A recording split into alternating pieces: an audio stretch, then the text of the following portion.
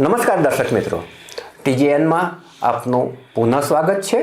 હું છું આપનો મિત્ર પ્રફુલ્લ ત્રિવેદી. આજે આપણે વાત કરવી છે અરાવલ્લીની ડુંગરમાળાની. આ જે ડુંગરમાળા છે એ 250 કરોડ વર્ષ જૂની વિશ્વની સૌથી પુરાતન જે પર્વતમાળા છે એમાં એનું નામ છે. હિમાલય છે એ પણ આના પછી જે રચાયેલો પર્વત છે એનાથી પણ જૂની આ પર્વતમાળા છે. હવે આ જે પર્વતમાળા છે આજકાલ બહુ જ મોટા વિવાદમાં છે. એને તોડફોડ કરીને એમાંથી મિનરલ્સ કાઢવા, એને આખો સપાટ બનાવી દેવી, મિનરલ્સ કાઢીને એમાં ખાણ કરી નાખવી એક વાત એ છે. અને બીજો વર્ગ છે એને બચાવવા મેદાને પડ્યો છે. આજે રાજસ્થાન છે, હરિયાણા છે, એમાં લોકો રોડ ઉપર આવી ગયા છે. હરિયાણામાં તો લોકો એગ્રેસિવલી એનો વિરોધ કરી રહ્યા છે. જ્યારે રાજસ્થાનમાં ગઈકાલે 5100 ટ્રેક્ટરની રેલી નીકળી હતી અને વાતાવરણ ધીરે ધીરે ગંભીર થતું જાય છે. હવે આનું જો મૂળ જોવા જઈએ તો એક જે કમિટી રચાઈ હતી એ કમિટીએ જે અહેવાલ આપ્યો કે ભાઈ કોને ખોદકામ કરવું જોઈએ ને કોઈએ કયા ક્ષેત્રમાં ના કરવું જોઈએ, એનો એક વિવાદ વર્ષોથી ચાલતો હતો કે એ મિનરલ્સને ખોદકામ કરવા માટે મંજૂરી આપવી જોઈએ કે નહીં. કારણ કે આપણે જ્યાં પણ જગ્યા મળે ત્યાં મિનરલ્સ માફિયાઓ બગાઈની જેમ ચોંટી જાય છે, ઉધઈની જેમ ચોંટી જાય છે. એટલે એ લોકો તો શોધતા જ હતા કે ભાઈ આપણે મિનરલ્સની ખાણો હવે અરાવલ્લીની જે ડુંગરમાળા છે એમાંથી આપણે કાઢી શકીએ તેમ છીએ. દરમિયાનમાં જે કમિટીએ એની જે સીમારેખા નક્કી કરી કે 100 મીટરથી ઉપર કે 100 મીટર હોય એ જ અરાવલ્લીનો ડુંગરમાળા ગણાશે ને એથી નાની જે ટેકરીઓ હશે એ એની વ્યાખ્યામાં નહીં આવે. એટલે કે એની અંદર જે ખોદકામ છે એને મંજૂરી મળી શકશે, આવી એક વ્યાખ્યા નક્કી થઈ. અને સૌ કોઈના મનમાં એમ થયું કે આ ડુંગરમાળાને ખતમ કરવા માટે વહીવટીતંત્ર બેઠું છે, સરકાર બેઠી છે, એની આંખે કોઈ લાલચના પડદાઓ બંધાઈ ગયા છે. કેમ કે કુદરતે ભારતને ખોબલે ને ખોબલે સૌંદર્ય આપ્યું છે, ખોબલે ને ખોબલે મિનરલ્સ આપ્યા છે. અને આપણે જો જીવવું હશે, જો પ્રકૃતિનું રક્ષણ કરશું તો જ પ્રકૃતિ આપણને પ્રકૃતિના પ્રકોપમાંથી બચાવશે. બાકી આપણે જીવવા માટેનો કોઈ જગ્યા નહીં રહે. એ હદે આપણે વિકાસના નામે વિનાશને નિમંત્રણ આપી રહ્યા છીએ. હવે આ બાબત જે હું કહી રહ્યો છું એ કેટલી વ્યાજબી છે, એમાં કેટલું સત્ય છે એ આપણે સમજવાનો પ્રયત્ન કરીએ. એને માટે આજે આપણી સાથે એક મામૂલા મહેમાન જોડાયા છે. મહેશ પંડ્યા એન્વાયરમેન્ટલ એન્જિનિયર છે. એન્વાયરમેન્ટ ઉપર એક માસિક પત્ર પણ બહાર પાડે છે. જે બીજા દેશોની અંદર યોજાતી કોન્ફરન્સ હોય છે એમાં પણ તેઓ ભાગ લેવા જતા હોય છે. એટલે ગુજરાતમાં પર્યાવરણ ક્ષેત્રનું બહુ મોટું નામ છે. આપણે વધુ વિગતો એમની પાસેથી જાણવાનો પ્રયત્ન કરીએ, કારણ કે એ પર્યાવરણની બાબતમાં ટેકનોક્રેટ છે. કે જો અરાવલ્લીનો નાશ થાય તો માનવજાત માટે કેટલું એ દુષ્કર હશે, માનવજાત માટે એ નિર્ણય કેટલો ખતરનાક હશે, એ બાબત આપણે એમની પાસે જાણવાનો પ્રયત્ન કરીએ. નમસ્કાર મહેશભાઈ, આપનું ટીજીએનમાં સ્વાગત છે. હવે આપ કહો કે જો આ અરાવલ્લીનો જે નિર્ણય છે એને આપ કઈ રીતે જુઓ છો, કઈ નજરે જુઓ છો? પ્રફુલભાઈ, આપનો અને ટીજીએનના દર્શક મિત્રોને મારા વંદન. કુદરત બહુ માયાળુ છે, દયાળુ છે. એટલે એની રચના જેવી હોય છે કે બધાને સમતોલિત રાખે. તમે આકાશમાં જુઓ તો એને ઓઝોન લેયર આપ્યું છે જે સૂર્યના અલ્ટ્રાવાયોલેટ કિરણોને રોકે. તમે દરિયા કિનારે જુઓ તો મેંગ્રોવના ઝાડ આપ્યા છે કે જે ચક્રવાતને પણ રોકે, ખારાશને પણ રોકે અને દરિયાઈ જીવસૃષ્ટિને પ્રજનન માટેની એક જગ્યા પૂરી પાડે. એમ અહીં ભારતમાં આ અરવલ્લીની ગિરિમાળા છે, લગભગ 650 કિલોમીટર. અને જે રીતે પ્રફુલભાઈ આપે કહ્યું તેમ એ 250 કરોડ વર્ષ વિશ્વની સૌથી પ્રાચીન આ ગિરિમાળા છે. અને એને હું રક્ષક દિવાલ કહું છું. એટલે કુદરતે તો બધી જ રક્ષણ આપવા માટે આપણને બધું આપ્યું છે, પણ આપણે પોતાના સ્વાર્થ માટે એ રક્ષા કવચને તોડી નાખીએ છીએ. ઘણા વર્ષોથી વિવાદ છે, જે આપે કહ્યું તેમ, અને એને લઈને 1985માં મહેશચંદ્ર મહેતા, જાણીતા પર્યાવરણના વકીલ, અને એમનાથી જ આ પર્યાવરણની જ્યુડિશિયરી એક્ટિવિઝમ શરૂ થયું. એ MC Mehta versus union of ઇન્ડિયાનો કેસ 1985માં સૌ પહેલાં દાખલ થયો, અને એમાં એમણે હરિયાણામાં આ જે અરવલ્લીની ગિરિમાળાઓમાં જે ખોદકામ થાય છે એની વાત કરી, અને એની પર સ્ટે મળ્યો. એમના જેવા જ બીજા એક એક્ટિવિસ્ટ TS ગોદાવરમ, તામિલનાડુના છે, એમણે 1995માં સુપ્રીમ કોર્ટમાં અરજી કરી એ આને લઈને, રાજસ્થાનના જે અરવલ્લીના ખોદકામ થઈ રહ્યું છે એને લઈને. બંનેમાં સ્ટે મળ્યો. એ સિવાય ચારે રાજ્યોમાં વાદ વિવાદ ચાલતો હતો. એટલે 1992માં આ ગિરિમાળાને એક ગાઈડલાઈન ભારત સરકારે બહાર પાડી. એ સિવાય NCRએ તો એનું પ્લાનિંગ બોર્ડે તો ના જ પાડી દીધી કે અમારા ત્યાં અમે નહીં ખોદવા દઈએ. એટલે એણે પ્રતિબંધ મૂકી દીધો, અને એણે ઇકો સેન્સિટિવ ઝોન જાહેર કર્યો અરવલ્લી ગિરિમાળાને. એમના વિભાગમાં આવતો હતો એટલો. પણ આ તો સાતત્યપૂર્ણ છે, જોડાયેલી છે. એટલે એવું ના હોય કે આનું આટલી જ બાઉન્ડ્રી હોય, એની અસર બીજે પણ થાય. એટલે વિવાદ લાંબો હતો. એટલા માટે સુપ્રીમ કોર્ટે વન અને પર્યાવરણ મંત્રાલયને કહ્યું, અને એમણે એક કમિટી બનાવી, જે આપણે વાત કરી. અને કમિટીએ ભલામણો કરી કે ગિરિમાળા કોને કહેવાય, ગિરિમાળાની સાતત્યતા કેવી રીતે રાખવી, એની યુનિફોર્મિટી કેવી રીતે રાખવી. એમાંનું એક અગત્યનું પરિબળ એ હતું કે એ સમિતિએ એવી ભલામણ કરી કે 100 મીટરની ઊંચાઈ હોય જમીન તળથી, અને એ પર્વતને તમારે પર્વત ગણવાનો હોય, એટલે એ ફોરેસ્ટમાં આવી જાય. પણ પછી એ પર્વતની હારમાં સાતત્યપૂર્ણ હોય, પણ ક્યારેક એવું બને કે ગેપ પણ પડે. પણ માનો કે 500 મીટરનો ગેપ પડી ગયો, અને પછી બીજો પર્વત શરૂ થાય, અને એ પર્વતની હાઇટ 100 મીટરથી ઓછી હોય, તો એ આખો પર્વત એ ગિરિમાળાનો ભાગ નથી બનતો, નોન ફોરેસ્ટ થઈ જાય છે. માનો કે ખીણ આવી ગઈ બેની વચ્ચે, અને ખીણ 500 મીટરની હોય, તો બ્રેક થયો, તૂટ્યો, તો એ પણ ના ગણાય. આવા અર્થઘટન થાય છે એના. હા મહેશભાઈ, તમે બહુ જ સારી વાત કરી.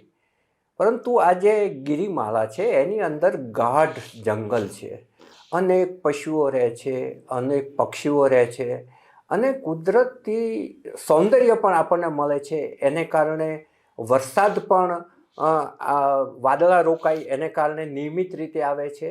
હું માનું છું ત્યાં સુધી જો આમાં ખોદકામ થઈ જાય તો તમે જીવી ના શકો એટલી ગરમી વધશે, અને બીજું તમારી ભાવિ પેઢીને શુદ્ધ હવા અને શુદ્ધ પાણી માટે બહુ મોટો પ્રશ્ન ઊભો થશે. એટલે આ આખી દ્રષ્ટિએ જોઈએ. એ જ રીતે એ જે ઉત્તર ભારત તરફ જે રણ વધી રહ્યું છે એને રોકવાની મોટી કામગીરી આ પર્વતમાળા કરી રહ્યું છે. જો આ પર્વતમાળા ના હોય તો હરિયાણા સુધી આ જે રણ છે એ વિસ્તરી જાય, અને ખેતીની જમીન છે એની અંદર કોઈ પણ, અત્યારે આ જમીન છે એ એકદમ ફળદ્રુપ જમીન છે, એમાં ખારાશ આવી જાય, એમાં રણ થઈ જાય, અને એ જમીનનો પણ સત્યાનાશ વળી જાય. આ દ્રષ્ટિએ આ પર્વતમાળા કુદરતે આપણને આપેલી એક અણમોલ ભેટ છે. આને ઉત્તર ભારતના ફેફસા પણ કહેવામાં આવે છે. આ દ્રષ્ટિએ આપ શું કહેવા માગશો? ના પ્રફુલ્લ, એમાં હું સંમત છું, કારણ કે એની ગ્રીનરી બહુ સરસ છે. એટલે જૈવ વિવિધતા, અને અરવલ્લી ગિરિમાળાઓના તમે એ વાત કરો તો 4 જેટલા તો વાઘના અભયારણ્ય છે, અને 22 જેટલા વન્યજીવોના અભયારણ્ય છે. વાઘના 4 છે? હા, 4 વાઘ અભયારણ્ય છે, અને બાકી 22 વન્યજીવોના છે, અને એ બધા એની અંદર જ આવી જાય છે. અને ગ્રીનરી બહુ સરસ છે. એટલે વરસાદ, આપણે બહુ સરસ વાત કરી.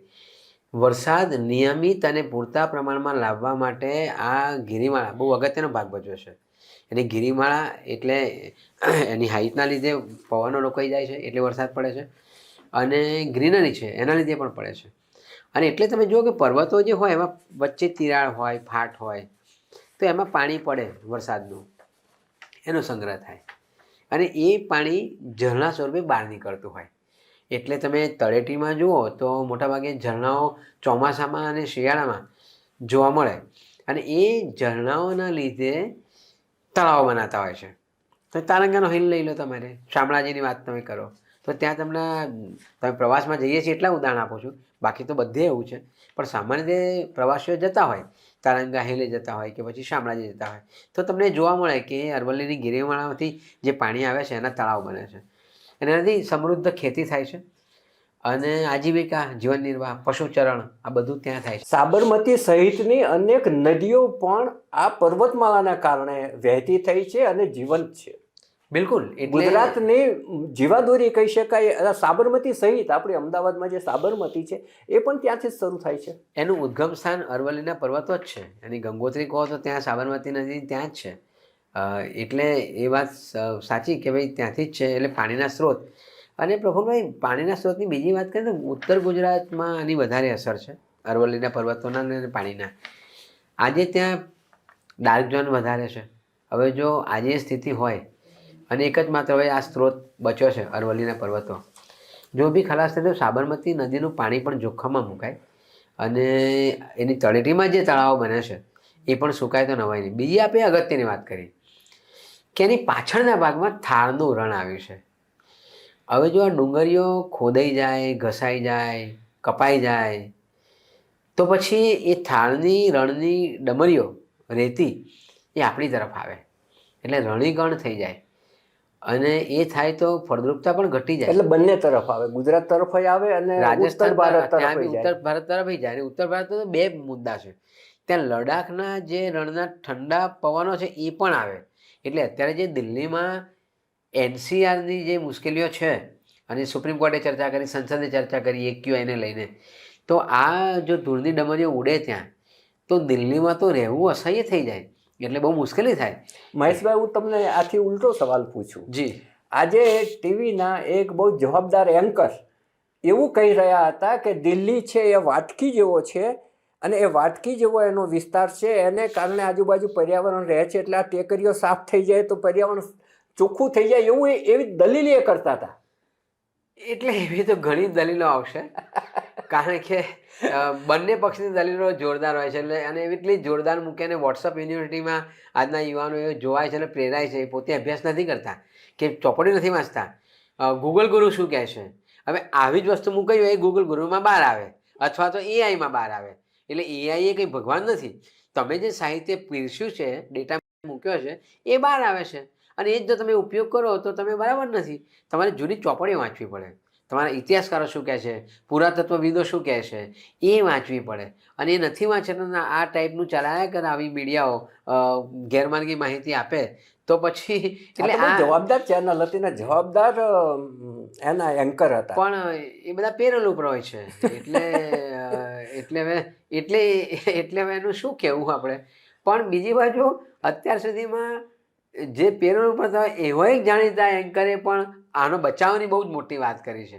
એટલે મારે નથી કેવું નામ, પણ એ અંગ્રેજી ભાષી છે. ના, એ શું કહ્યું એ તો એમણે એમ કહ્યું કે આ ભારતીય જનતા પાર્ટીની સરકાર શું કરે છે, કેમ આને અલાઉ કર્યો, સુપ્રીમ કોર્ટ શું કરે છે, આખો ડુંગર ખલાસ થઈ જશે એમ કરીને એકદમ જે એમની સ્વભાવ વિરુદ્ધ, એમની પ્રકૃતિ વિરુદ્ધ એમણે 12 મિનિટની આ વાત કરી છે એમની ચેનલમાં. એટલે નવાઈ લાગે કે આ કેમ આટલું આમૂલ પરિવર્તન આવ્યું. યુટર્ન એના ઉપરથી પણ એ થાય 83 મૂકી શકાય કે જે આ ટાઈપનું મીડિયા હતું એ પણ 180 ડિગ્રી ટર્ન માર્યો છે.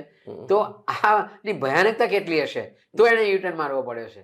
હવે પર્યાવરણ મંત્રી છે ભૂપેન્દ્ર યાદવ, એમનું કહેવું એવું છે કે યુટ્યુબે જે હોબાળો મચાવ્યો છે એ આખો દોષનો ટોપલો યુટ્યુબને સોશિયલ મીડિયા પર નાખે છે. એ ગેરવ્યાજબી છે, ગેરસમજ ભર્યો છે એવું કહી અને તેઓ કેટલીક સ્પષ્ટતાઓ કરે છે. આવો આપણે એમને સાંભળીએ એ શું કહેવા માગે છે. अरावली में कोई भी रिलैक्सेशन नहीं दिया गया है. पहली बात, अरावली भारत के 4 राज्यों में है, दिल्ली, राजस्थान, हरियाणा और गुजरात. टोटल अरावली 39 डिस्ट्रिक्ट्स में है. अरावली की पिटीशन 1985 से चल रही है. इस पिटीशन में चलने के बाद अरावली में माइनिंग के स्ट्रिक्ट नियम होने चाहिए, इसके हम भी पूरी तरीके से समर्थन करते हैं. सुप्रीम कोर्ट ने चारों राज्यों को कहा कि अरावली की सेम डेफिनेशन होनी चाहिए. सेम डेफिनेशन में 100 मीटर को, जो कि 1968 का जो जियोलॉजी का स्टडी है रिचर्ड मॉर्फी, उसके कारण है।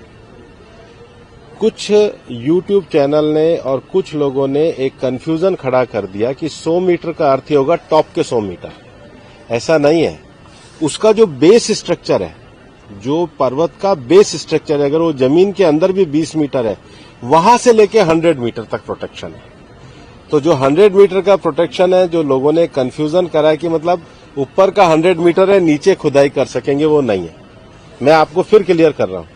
100 मीटर का अर्थ है टॉप 100 मीटर से बॉटम के अंदर तक जो उसका पूरा फैलाव है। पहाड़ी तो ऐसे होती है, तो उसका बॉटम तो बड़ा होता है, जहां तक उसका बॉटम जाएगा वहां से लेके 100 मीटर तक प्रोटेक्शन है। और अगर एक पहाड़ी और दूसरी पहाड़ी के बीच में 500 मीटर का ही गैप है, तो वो जमीन भी अरावली रेंज मानी जाएगी। इस डेफिनेशन के आने के बाद 90% से ज्यादा एरिया प्रोटेक्टेડ એરિયા में आ गया। 90% से ज्यादा। ભૂપેન્દ્ર યાદવનું કહેવું એવું છે કે તમે જમીનના તળથી 100 મીટરની ઊંચાઈ જે ગણવામાં આવે છે એ ગેરસમજ ભરી છે। એના બેઝમાંથી, એટલે માની લો કે જમીનની અંદર એ 20 મીટર હોય તો ત્યાંથી ગણાવવું જોઈએ, એવી એક એમણે વ્યાખ્યા આપી છે। હવે જે પર્યાવરણવિદ છે અને જે લોકો આ પર્વતમાળા જળવાઈ રહેવી જોઈએ એવી વિચારધારા ધરાવતા લોકો છે, એની સંખ્યા બહુ મોટી છે, આંદોલન ચલાવી રહેલા લોકો છે, એ એમ કહે છે કે જો આ 100 મીટરવાળી વ્યાખ્યા લાગુ પડે તો માત્ર 10% જ બચી શકે એમ છે। 90% જે પર્વતમાળા છે એનો ખુરદો નીકળી જાય, કારણ કે ચારે તરફથી જે માઇનિંગ માફિયાઓ છે એ એના પર તૂટી પડે અને એના પથ્થરથી લઈ અને જે મિનરલ્સ નીકળે એ વેચાવા માંડે અને એ ધનિક થાય અને સરકારને ટેક્સ આપીને સરકારને ધનિક બનાવડાવે। પરંતુ જે ભૂપેન્દ્ર યાદવનું કહેવું છે એ એનાથી તદ્દન ઉલટું છે। એ એમ કહેવા માગે છે કે જે 100 મીટરની વ્યાખ્યા છે એ પ્રમાણે 90% બચશે, 10% જ આ વ્યાખ્યામાં નથી આવતા। એમણે બીજું વ્યાખ્યા એ પણ કહ્યું કે ભાઈ બે પર્વતો વચ્ચે 500 મીટરનું અંતર હશે તો એ પર્વતને પણ આ ગિરિમાળાનો ભાગ જ ગણવામાં આવશે, એટલે 90% સેફ છે, એવું એમનું કહેવું છે। હવે આ સંપૂર્ણ સત્ય છે, ભળતું સત્ય છે, આભાસી સત્ય છે, કહેવાતું સત્ય છે, જે હોય તે એ જાણે અને એમનો ભગવાન જાણે। પરંતુ આ જે લોકોએ આંદોલન ચાલુ કર્યું છે એ લોકોની જે માન્યતા છે એ અલગ છે। ભૂપેન્દ્ર યાદવ જે કહી રહ્યા છે એમાં ઘણો મોટો તફાવત થઈ રહ્યો છે। આમાં સાચું શું? જો આ જ હોય તો સરકાર પબ્લિકલી શા માટે આ ખુલાસો નથી કરતી અને પબ્લિકને શા માટે જે આંદોલન કરી રહ્યા છે એને સમજાવતી કે આમાંથી કાંઈ તૂટવાનું નથી, પરંતુ એક ટીવી ઉપર કે છાપામાં નિવેદન કરીને બેસી રહેવાથી આ જે એમનો અવાજ છે એ લોકો સુધી પહોંચવાનો નથી। એમને જો સત્ય લોકો સુધી પહોંચાડવું હોય તો એમણે આંદોલનકારીઓને સાથે બેસી અને એનું સત્ય સમજાવવું પડશે। એ કેમ નથી કરવામાં આવતું અને આ જે સત્ય સમજાવવામાં આવે છે એ અંગે આપ શું કહેશો? એક તો પ્રફુલભાઈ, અરવલ્લીના વિવાદને બહાને દેશના લોકોને ખબર પડી કે આ દેશના વન અને પર્યાવરણ મંત્રી કોણ છે। એક સારી વસ્તુ કે એમણે પત્રકાર પરિષદ કરી, કદાચ પહેલી પત્રકાર પરિષદ હશે, અને એમણે જે વાત કરી છે 20મી નવેમ્બરે સુપ્રીમ કોર્ટે આ ભલામણો સ્વીકારી અને આજે 21મી થઈ, એટલે 1 મહિના પછી આપણા વન અને પર્યાવરણ પ્રધાન પ્રગટ થયા પત્રકાર પરિષદમાં। એ વિવાદ થયા પછી લોકો ટ્રેક્ટર રેલીઓ કાઢવા માંડ્યા પછી મને એમ છે કે આ વિરોધ તો શરૂથી થઈ ગયો હતો, તો એ વખતે વન અને પર્યાવરણ મંત્રાલયે એની ચોક્કસ ગાઈડલાઈન કેમ બહાર ના પાડી? પત્રકાર પરિષદે મોઢાની વાતો છે, ભલે એ પછી નોંધાય અને લોકો રજૂ કરે, પણ એ માન્ય નથી હોતું। તમે કાયદેસર વન અને પર્યાવરણ મંત્રાલય એક જાહેર વિજ્ઞપ્તિ આપે કે સુપ્રીમ કોર્ટે આ જ સમિતિની ભલામણને આધારે આવું કીધું છે, એનો મતલબ આવો થાય, એટલે ગેરમાર્ગે દોરાવવું નહીં, એવું નથી થયું। માત્ર પત્રકાર પરિષદમાં વાત કરી, એમની જ વાત કરું, સુપ્રીમ કોર્ટના કહેવાથી જ રાજસ્થાનમાં સ્ટેટ ફોરેસ્ટ સર્વે ઓફ ઇન્ડિયાએ અભ્યાસ કર્યો, એ પણ ભૂપેન્દ્રભાઈ યાદવના અંડરમાં આવે છે. એણે 12,000 જેટલા પર્વતોનો અભ્યાસ કર્યો રાજસ્થાનમાં. એમાંથી માત્ર 1,000 પર્વતો એ 100 મીટરની યાદીમાં આવતા હતા. એટલે માત્ર 8.7% પર્વતો જ ગિરિમાળાનો ભાગ કહેવાય. એટલે 8.7% સિવાયના જે 92% છે એ ખતમ થઈ શકે. 92% ખતમ થઈ શકે. હવે એ વાત આપણે ઊંધી રીતે મૂકી કે અને એમનો જ વિભાગ કહે છે પાછું. એમનો જ વિભાગ કહે છે. હવે આ કોઈ એટલે યુટ્યુબે જ એને નથી શબ્દ વાપર્યો કે આભાસી સત્ય એમ. આ કોઈ યુટ્યુબે નથી કીધું.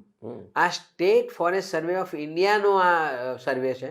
એણે જે કર્યું 12,000 જેટલા પર્વતોનો અભ્યાસ કર્યો અને એમાં 1,000 જ માત્ર 100 મીટરની જે વ્યાખ્યા છે એમાં આવે છે, બાકીના નથી આવતા. હવે એને કોણ નકારી શકે એ મુદ્દો છે. બીજું કે આ હાઈટ કયો પરિમાણ હોઈ શકે? એ માનો કે એમણે 20 મીટર નીચે કહ્યું, હું તો કહું છું કે 150 મીટરની હાઈટની રાખો. ચાલો, સુપ્રીમ કોર્ટે 150 મીટરનું કહ્યું હોય તો 150 મીટર એ કોઈ એ ધારાધોરણ છે? આ ઢોરાવ હોય છે આખા અને પ્રસરેલા હોય છે. એ કિલોમીટર સુધી આમ બંને બાજુ પથરેલા હોય. ત્યાં હાઈટના આધારે તમે પર્વતો નક્કી ના કરી શકો. એટલે એ વ્યાખ્યા પણ ભૂલ ભરેલી છે. હવે એ પણ વિચારવું જોઈએ. એટલે એ જે કાલે જે પત્રકાર પરિષદ કરી એની જગ્યાએ એમણે કાયદેસરનું વન અને પર્યાવરણ મંત્રાલય જાહેર વિજ્ઞપ્તિ આપી હોત સુપ્રીમ કોર્ટના અર્થઘટનને લઈને હિન્દીમાં અને ગુજરાતીમાં, તો ગુજરાતીના લોકોને ખબર પડે અને રાજસ્થાનના લોકોને હિન્દીમાં ખબર પડે. કારણ કે અંગ્રેજીમાં જજમેન્ટ હોય સામાન્ય રીતે, એટલે અર્થઘટનો જુદા જુદા થાય. પણ જો અર્થઘટન જે ભૂપેન્દ્રભાઈ કહે છે એમ હોય તો એમણે આવું કરવું જોઈએ જે આપે કહ્યું એમ. માત્ર પત્રકાર પરિષદથી બોલીને જતા રહ્યા, 5-7 મિનિટ બોલ્યા એ પૂરતું નથી. તમે જે કહ્યું કે ભાઈ માપ કઈ રીતે નીકળશે એ અંગે તે અનેક વિવાદો થશે. કારણ કે તમે જે કહ્યું રીતે ઢોળાવ, જો તમે ઢોળાવ માપવા જાઓ તો અલગ માપ આવે. તમે એ જ એની ટોચ અને આમ સીધી પેલામાં માપો તો અલગ માપ આવવાનું છે. બિલકુલ. એટલે એનો અર્થ એ થયો કે જે અધિકારીઓને માઇનિંગ માફિયાને ખુશ કરવાના હોય એ એક્સ અર્થઘટન કરશે, જેને નહીં આપવું હોય એ વાય અર્થઘટન કરશે. આમાં અનેક પ્રકારના વિવાદો પણ ઊભા થશે. બીજી તરફ માનનીય વડાપ્રધાન શ્રી ક્લાઇમેટ ચેન્જનું પુસ્તક પણ એમણે લખેલું છે અને તેઓ કુદરતના ખૂબ જ મોટા ચાહક છે. એક પેડ મા કે નામ વાવવા માટેનો આખા દેશને આહવાન કરે છે. હવે આ બધી જ જે પરિસ્થિતિ છે એની વચ્ચે જ્યારે આપણે પર્યાવરણને બચાવવા માટે પરિસંવાદો કરતા હોય, એના માટે લાંબી લાંબી પ્રેસ નોટો આપતા હોઈએ, એના માટે પુસ્તકો લખતા હોઈએ, તમારા જેવા વિદ્વાન લોકો એના પર મેગેઝિન કાઢતા હોય, તો પછી આ બધાની વચ્ચે આ જે નિર્ણયો લેવાય છે એ કેટલા અંશે વ્યાજબી છે. કારણ કે જો તમે કુદરતને આજે વિનાશ તરફ જ લઈ જવા માગતા હોય, કુદરત તમે વિકાસના નામે વિનાશને નિમંત્રણ આપી રહ્યો છે, ચોખ્ખું છે. જો તમે કુદરતને નહીં બચાવો તો કુદરત તમારે બચાવવાની નથી. એટલું જ નહીં, તમારા પર વેર લેવાની છે. ભૂકંપ આવવાના છે, વરસાદ અનિયમિત થઈ જવાનો છે, ગરમીનો પ્રકોપ વધવાનો છે. આ બધી જ જાહેરાતો જે પર્યાવરણવિદો આના પર અભ્યાસ કરી રહ્યા છે, જે વૈજ્ઞાનિકો છે, જે એન્વાયરમેન્ટલ બાબતના જે એન્જિનિયરો છે, એ લોકો બૂમો પાડીને કહી રહ્યા છે. તો આ બધાની વચ્ચે આ જે આવો નિર્ણય લઈ રહ્યો છે એ એક કુઠારાઘાત સમાન છે. આપ શું કહેશો? બિલકુલ. કારણ કે જે લોકો ધરાતળમાં છે, જેનું જીવન નિર્વાહ ત્યાં છે, એ લોકો બહાર આવ્યા છે. આજે હું તો એક અભ્યાસુ માણસ છું, પણ એનો સાચો વૈજ્ઞાનિક અથવા સાચો માણસ તો એ છે કે જેના ખોળામાં રમી રહ્યો છે, એના ઉછરી રહ્યો છે, એનો જીવન નિર્વાહ છે. એટલે ભલે એન્વાયરમેન્ટ ભણ્યો નહીં હોય પણ એને કણ ઓળખતો હોય છે. એને ખબર છે કે શું થઈ શકે, શું નુકસાન થાય એનું ખબર છે. એની કોઠાશો જ ઊંડી છે અને એના વડવાઓ જેની જોડે ઇન્ડિજિનિયસ નોલેજ છે. અને એની આગળ તો આ ભણેલા ગણેલા અમારા જેવા કહેવાતી ડિગ્રીઓવાળાઓ વામણા કહેવાય સાહેબ. કારણ કે એ લોકોનું જે કોઠા જ્ઞાન છે, એમનું જે છે, એમને ઉકેલો પણ ખબર છે. એ લોકો જ્યારે વિરોધ કરતા હોય ત્યારે વિચારવું. પણ પ્રફુલભાઈ, સુપ્રીમ કોર્ટે એમ કહ્યું છે કે તમે આ નવી વ્યાખ્યા આપી એને પ્રમાણે તમે મેપિંગ કરો, સસ્ટેનેબલ માઉન્ટેન માઇનિંગ પ્લાન નક્કી કરો. હવે એ બહાર આવ્યા પછી આપણને વધારે ખબર પડે કે ખરેખર કેટલો વિસ્તાર જવાનો છે. એટલે એ આપણે જોવું રહ્યું કે એ જ્યારે ભારત સરકાર એ જે મેપિંગ કરશે એ પછી વધારે ક્લેરિટી આવશે કે ખરેખર આ વ્યાખ્યા પ્રમાણે કેટલો ભાગ જઈ રહ્યો છે. તમારી વાત સાચી એટલા માટે છે કે જે કમિટી રચાઈ હતી એની કમિટીનો ઉદ્દેશ એ જ હતો કે માઇનિંગ માફિયાઓથી અરાવલીને બચાવવું કઈ રીતે અને એનું આડેધડ ખનન ના થાય એને રોકવું કઈ રીતે એ હેતુથી પિટિશન થઈ હતી અને એનો જે અર્ક નીકળ્યો એ કંઈક જુદો જ નીકળ્યો. એટલે લોકો છે એ એકદમ ભડકા કે ભાઈ આ તો બચાવવાના બદલે તૂટશે એવું એમને લાગી રહ્યું છે. એ વાત સાચી છે, પણ પ્રફુલભાઈ આપણે જે પ્રધાનમંત્રીની વાત કરી એક પેડ માં કે નામ, એમાં મારે એક વાત આગળ કરવી છે. આ વખતે 5મી જૂને વિશ્વ પર્યાવરણ દિવસે પ્રધાનમંત્રીએ અરવલ્લીના પર્વતોમાં વૃક્ષારોપણ કર્યું અને ગ્રીન વોલ જાહેર કરી એમણે કે આખી ગ્રીન વોલ કરીને પ્રોટેક્શન કરીએ. એક તરફ પ્રધાનમંત્રી ગ્રીન વોલની વાત કરતા હોય, એને બચાવવાની વાત કરતા હોય, અને બીજી બાજુ આ એક જરા વિચિત્ર થોડું લાગે છે. એટલે પ્રધાનમંત્રીએ પણ આમાં માત્ર ભૂપેન્દ્ર યાદવ કે વન અને પર્યાવરણ મંત્રી છે એટલે બરાબર નહીં, પ્રધાનમંત્રીએ પણ આગળ આવીને આમાં શું હકીકત છે એની જાણ કરવી જોઈએ. કારણ કે પ્રધાનમંત્રીનો એક પ્રભાવ છે લોકોમાં, એક પ્રભાવશાળી માણસ છે, એમનો સંદેશો જાય તો લોકો સાંભળે માને. તો આવો જ્યારે વિવાદ થઈ રહ્યો છે અને આપણે ઈચ્છીએ કે આ હિંસક ના બને અને લોક ચળવળ ગાંધી ચિંધ્યા માર્ગે અહિંસક બને, પણ લોકો છે એગ્રેસિવ બની જાય, ઉશ્કેરાઈ જાય, એવી ઘટના બને એ પહેલાં માનનીય પ્રધાનમંત્રીશ્રીએ સાચી હકીકતો લોકો સુધી કહેવું જોઈએ, જેથી કરીને જો ભૂપેન્દ્ર યાદવ કહેતા હોય કે ભડકાઉ વાત છે, યુટ્યુબ ચેનલોએ આમ કર્યું તેમ કર્યું, તો એનો પણ ખુલાસો થાય. એટલે પ્રધાનમંત્રીએ પણ બહાર આવવાની બહુ જરૂર છે. નહીં, પ્રધાનમંત્રી શ્રી કુદરતના ચાહક છે અને વૃક્ષોના ચાહક છે અને એનો જે સરકાર છે એ હું નથી માનતો કે આવા કોઈ મોટા નેગેટિવ જે નિર્ણયો લેવાયા હોય એને અટકાવવા કાંઈ નહીં જ કરે એવું નથી જ. અને આપણે ઈચ્છીએ કે જે અરાવલ્લીની પર્વતમાળા છે, જે ગિરિમાળા છે એ અખંડ જેમની તેમ જળવાઈ રહે અને સરકાર પણ એ દિશામાં વિચારે. અત્યારે બસ આટલું જ.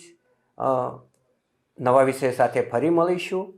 અમારો જો આ વિષય, આ ચર્ચા આપને ગમી હોય તો ચોક્કસપણે એના પર કોમેન્ટ કરશો, એને સબસ્ક્રાઈબ કરશો અને એને શેર કરશો. મહેશભાઈ આપની સાથે જોડાયા, હું એમનો આભાર માનું છું. મહેશભાઈ, હજુય તમને ફરી કહું છું કે તમારા પાસે કોઈ મુદ્દો કહેવાનો રહી ગયો હોય તો તમે જોડી શકો છો. ના, પૂરતું છે, કારણ કે આ રક્ષક છે દિવાલ, વરસાદ આપે છે, રણ રોકે છે, વન્યજીવોનું પણ એક આશ્રય સ્થાન છે. આટલી સરસ કુદરતી જે બાબત છે અને બચી જાય એવી આપણે આશા રાખીએ. કુદરતે આપેલી બહુ મોટી ભેટ છે ભારતને, અમૂલ્ય ભેટ છે. અમૂલ્ય ભેટ છે. અત્યારે બસ આટલું જ. નમસ્કાર.